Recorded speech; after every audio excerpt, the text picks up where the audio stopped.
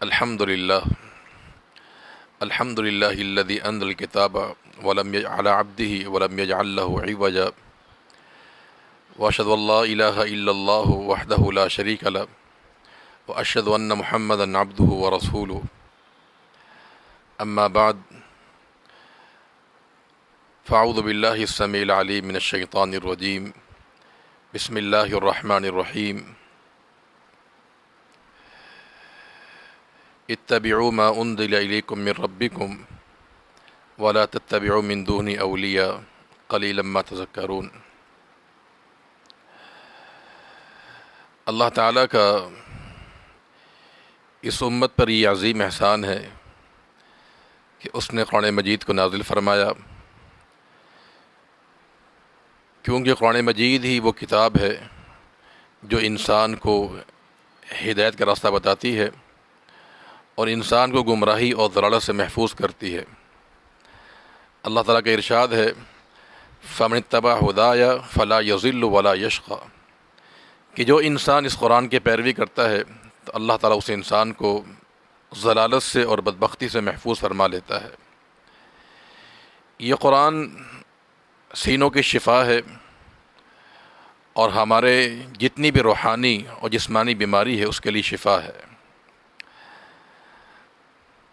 اس قرآن مجید سے اس وقت تک استفادہ ممکن نہیں ہے جب تک اس سے ہمارا گہرا تعلق قائم نہ ہو جائے۔ یہ تعلق ہمارا علم کا، عمل کا، تلاوت کا اور سب سے بڑھ کر تدبر و فہم کا،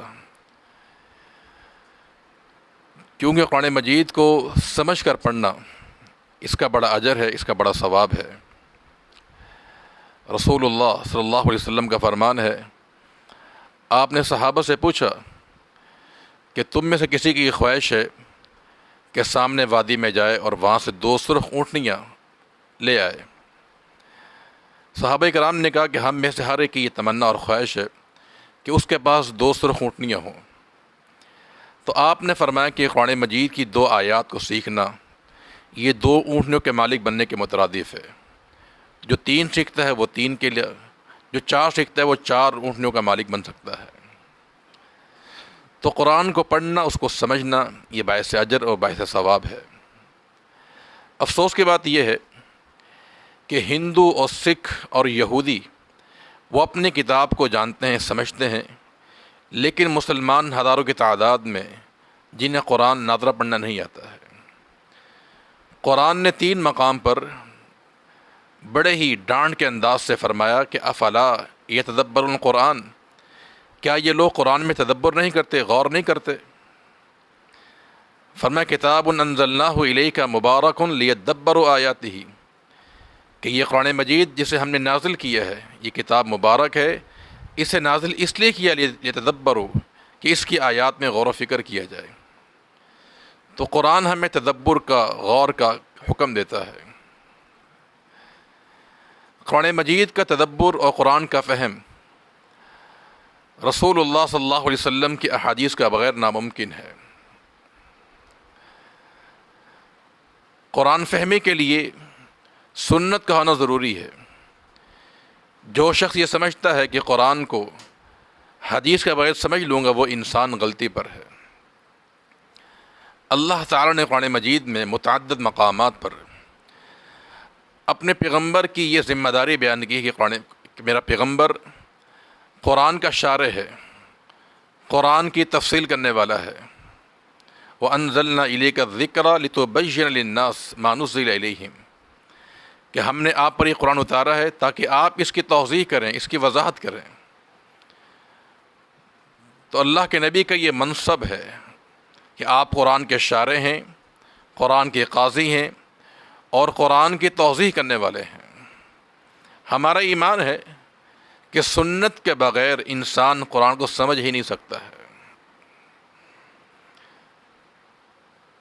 تو صرف اکیلا قرآن مجید یہ بھی کافی نہیں ہے، اس کے ساتھ احادیث رسول ہونا ضروری ہے۔ تو قرآن کے تدبر اور فہم کے لیے ہم نے یہ سوچا ہے کہ رمضان کی ان مقدس ساعات میں گاہے بگاہے قرآن مجید کی چند منتخب صورتوں کی تفسیر اور توضیح جو خالصتاً کتاب و سنت سے ثابت ہوگی انشاءاللہ ہم پیش کرنے کی کوشش کریں گے، اس نیت کے ساتھ کہ اللہ تعالیٰ ہماری اس کوشش قبول بھی فرمائے اور ہم سب کی اصلاح کا ذریعہ بنا لے، اور قیامت کے روز ہم سب کو اس قرآن کی برکت سے ہم سب کو کامیاب فرما دے۔ قرآن کی تفسیر سے پہلے چند باتیں قرآن کے تعلق سے بتانا بہت ضروری ہیں۔ پہلی بات کہ قرآن مجید کا ادب کرنا چاہیے۔ قرآن کا پہلا ادب یہ ہے کہ اس کو سنا جائے۔ وَإِذَا قُرِئَ الْقُرْآنُ فَاسْتَمِعُوا لَهُ، جب بھی قرآن پڑھا جائے اس کو سنا جائے، یہ قرآن کا پہلا ادب ہے۔ قرآن کا دوسرا ادب یہ ہے کہ اس پر عمل کیا جائے۔ تیسرا ادب یہ ہے کہ اس کو آگے پہنچایا جائے، اور قرآن کا ایک ادب یہ بھی ہے کہ اس پر ٹیک نہ لگائی جائے۔ اس کا ایک ادب یہ بھی ہے کہ انسان جب بھی قرآن کسی کو دے یا لے، بلکہ ہر دینی کتاب جب بھی انسان کسی کو لے یا دے تو دائیں ہاتھ سے لینا اور دینا چاہیے۔ قرآن کو زمین پہ نہ رکھا جائے۔ قرآن کی اگر تلاوت نہ کرنی ہے اسے کھلا نہ چھوڑا جائے، بلکہ اس کو بند کر دیا جائے۔ قرآن کی طرف اپنے قدموں کو نہیں کرنا چاہیے۔ یہ سارے قرآن مجید کے آداب ہیں۔ یہ سنن نبی داؤد میں رسول اللہ صلی اللہ علیہ وسلم کا یہ عمل ملتا ہے کہ ایک دفعہ آپ کے پاس تورات لائی گئی تھی، تو آپ صلی اللہ علیہ وسلم نے اس تورات کو اپنے نیچے، آپ کا تکیہ تھا یا گدا تھا، اس کو نکالا، اس تورات کو آپ نے اس کے اوپر رکھا۔ تو آپ نے کس قدر تورات کا ادب کیا ہے۔ تو جتنی بھی آسمانی کتابیں ہیں ان تمام کتابوں میں سب سے افضل ترین کتاب اللہ ہے، قرآن مجید ہے، تو اس کا احترام اور اس کی عزت ہر مسلمان پر لازم اور فرض ہے۔ اور بھی بہت سے قرآن مجید کے آداب موجود ہیں۔ دوسری بات یہ ہے کہ قرآن کس سے کہا جاتا ہے، قرآن کی تعریف کیا ہے۔ قرآن مجید یا قرآن کی تعریف، قرآن اللہ کا کلام ہے جسے اللہ تعالی نے عربی زبان میں نازل کیا جبریل امین کے ذریعے محمد الرسول اللہ صلی اللہ علیہ وسلم تک، اور قرآن ہم تک پہنچا ہے متواتر شکل میں۔ یہ قرآن کی تعریف ہے۔ یہ قرآن نازل کیوں کیا گیا ہے، قرآن کا موضوع کیا ہے۔ قرآن کا موضوع یہ ہے کہ انسان کی ہدایت کے لیے اللہ نے قرآن مجید کو نازل فرمایا ہے، اور انسانی ہدایت ہی اس قرآن مجید کا موضوع ہے۔ یا آپ یوں سمجھیں کہ قرآن کا موضوع توحید ہے۔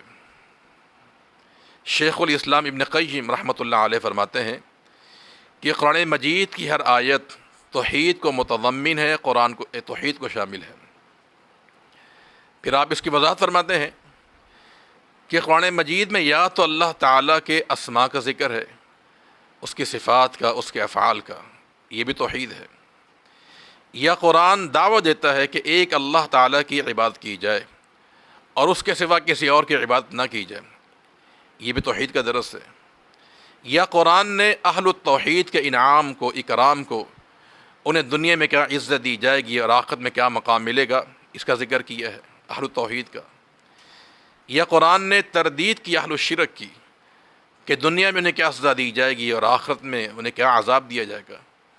تو قرآن مجید ہر لحاظ سے توحید کو متضمن ہے۔ تو قرآن کا اصل موضوع توحید ہے۔ اس کے بعد قرآن مجید کے بہت سارے اسماء مبارکہ ہیں، بہت سارے اس کے نام ہیں۔ امام رازی رحمۃ اللہ علیہ نے 32 ناموں کا ذکر کیا ہے کہ قرآن مجید کے 32 اسماء مبارکہ ہیں۔ امام سیوطی رحمۃ اللہ علیہ نے الاتقان میں اس کے 55 نام ذکر کیے ہیں، اور امام زرکشی رحمۃ اللہ علیہ نے البرہان میں بھی اس کے 55 نام ذکر کیے ہیں۔ تو قرآن مجید کے بہت سارے نام ہیں، اور قرآن مجید کے ناموں کا زیادہ ہونا یہ اس کے خوبیوں کی دلیل ہے۔ یہ چونکہ جس چیز کے زیادہ نام ہوں گے اس قدر اس کی خوبیاں زیادہ ہوتی ہیں۔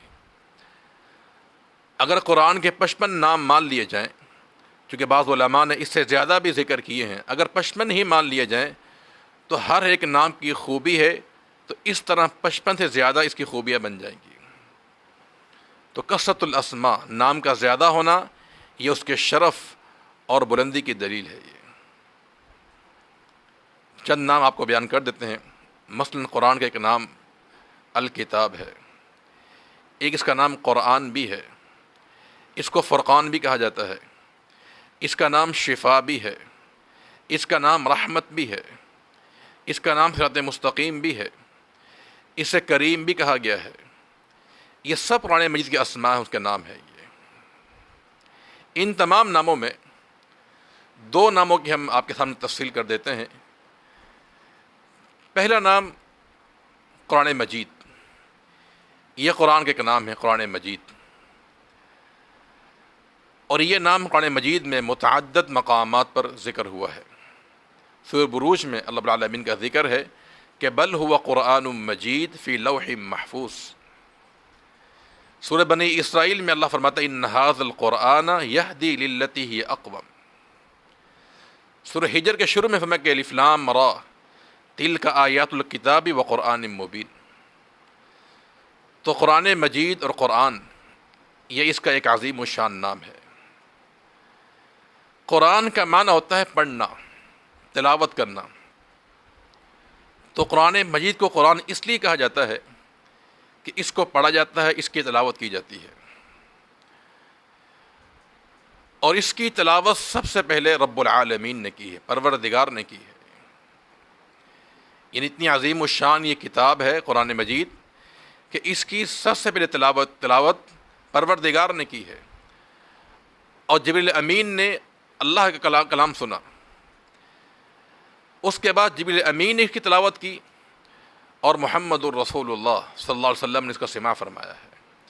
پھر اللہ کے پیغمبر نے صحابہ کرام پر، صحابہ کرام نے تابعین پر، تابعین تبع تابعین پر، تو اس انداز سے یہ سلسلہ شروع ہوا ہے، اور آج تک جاری و ساری ہے، اور قیامت تک یہ سلسلہ جاری و ساری رہے گا انشاءاللہ۔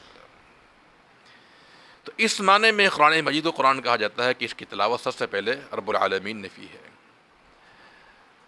اور نبی کریم صلی اللہ علیہ وسلم کی صفت میں یہ بات شامل ہے کہ جب ابراہیم علیہ السلام نے خانہ کعبہ بنایا تھا تو دعا کی تھی ربنا وابعث فیہم رسولا منہم یتلو علیہم آیاتک، کہ یا اللہ ان میں ایک پیغمبر بھیج دے جس کی صفت ہے کہ یتلو علیہم آیاتک، کہ جو ان پر تیری آیات کی تلاوت کرے۔ والذی بعث فی الامیین رسولا منہم لقد من اللہ علی المؤمنین اذ بعث فیہم رسولا من انفسہم یتلو علیہم آیاتہ ویزکیہم۔ تو قرآن مجید نے اللہ کے نبی کی صفت بیان کی کہ آپ تلاوت کرتے ہیں، اور نماز میں بھی ہم قرآن کی تلاوت کرتے ہیں۔ سورہ فاتحہ کے بغیر نماز نہیں ہوتی ہے۔ اور آپ صلی اللہ علیہ وسلم قیام اللیل میں بہت زیادہ اس کی تلاوت کیا کرتے تھے۔ ایک دفعہ اللہ کے پیغمبر نے قیام اللیل کیا، آپ نے سورۃ البقرہ کی تلاوت کی، پھر سورۃ النساء کو پڑھا، پھر سورہ آل عمران کو اللہ کے نبی نے پڑھا۔ تقریباً 5.25 پارے اللہ کے پیغمبر نے قیام اللیل میں تلاوت کی ہے۔ تو قرآن کو قرآن اس لیے کہا جاتا ہے کہ اس کی تلاوت کی جاتی ہے۔ اللہ نے بھی تلاوت کی، جبریل امین نے بھی اس کی تلاوت کی ہے، اور رسول اللہ صلی اللہ علیہ وسلم بھی اس کی تلاوت کیا کرتے تھے۔ اور قرآن کا دوسرا نام فرقان۔ فرقان کا معنی فرق کرنے والی کتاب، جدائی کرنے والی۔ تو قرآن کو فرقان اس لیے کہا جاتا ہے کہ یہ فرق کرنے والا ہے، حلال و حرام میں، مومن اور کافر میں، اولیاء الرحمن اولیاء الشیطان میں۔ یہ کتاب فرق کرنے والی کتاب ہے۔ یہ قرآن مجید میں ایک مکمل سورت جس کا نام سورۃ فرقان ہے، تبارک الذی نزل الفرقان علی عبدہ لیکون للعالمین نذیرا۔ تو قرآن کی یہ شان ہے کہ یہ حق اور باطل میں فرق کرنے والی کتاب ہے، یہ حلال و حرام میں فرق کرنے والی کتاب ہے۔ لفظ فرقان قرآن مجید میں اور کئی معنوں کے لیے بھی استعمال ہوا ہے۔ جنگ بدر کو بھی یوم الفرقان کہا جاتا ہے، چونکہ اس دن اللہ تعالیٰ نے جو جنگ ہوئی تھی حق اور باطل میں فرق کیا تھا۔ اسلام کی جو پہلی جنگ ہے، جو پہلا غزوہ ہے، وہ غزوہ بدر ہے۔ جس میں دو جماعتیں تھیں، ایک مسلمانوں کی جماعت تھی، ایک کافروں کی جماعت تھی۔ جب دونوں کے آپس میں جنگ ہوئی تو اللہ رب العالمین نے فرمایا کہ یوم الفرقان کا دن ہے یہ، کہ جس میں مومن اور کافر میں فرق ہوا تھا۔